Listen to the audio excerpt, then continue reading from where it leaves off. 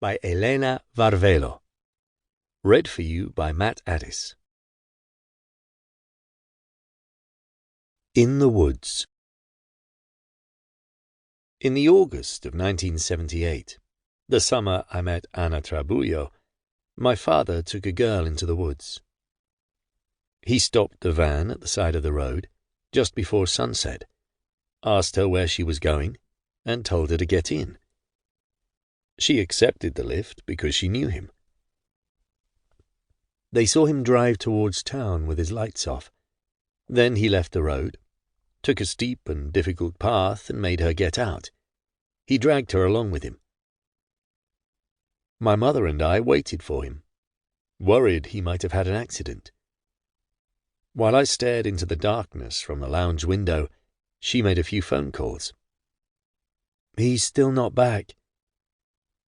I found her leaning against the wall, in the hallway, the receiver clutched against her chest. Everything's fine. You'll see, she said, trying to smile, as if she'd just heard his van, his footsteps in the yard. She phoned the nearest hospital.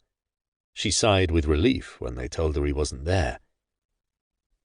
She put some coffee on and we sat down at the kitchen table. She was wearing a blue dress with long sleeves, dotted with small green palm trees that looked on the verge of being violently uprooted by an unstoppable wind. Don't worry, she said. I went back to the lounge, lay down on the sofa and dozed off, a confused sleep that didn't last long. My mother was in the yard. Why don't you go to bed? She asked. Not tired anymore? She reached over to hug my shoulders and looked up to the sky. Look how clear it is. Are you cold? I asked. It was a summer night and she was shaking. She went to lie down and I tried reading a comic. Half an hour later she left her room. She was wearing a blanket over her shoulders. She shook her head. It's pointless. I can't rest. She went to the bathroom, then went back into the kitchen and called me. Do you want to stay with me for a bit? She pulled the blanket up to her chin. Before dawn, through the silence, we heard his van. She turned towards the door, straightened her back, shook off the blanket and ran her hand through her hair. Oh, thank goodness. Thank God. I watched as she got up, straightened her dress on her hips and headed outside. Darling, what happened to you? I followed right behind her.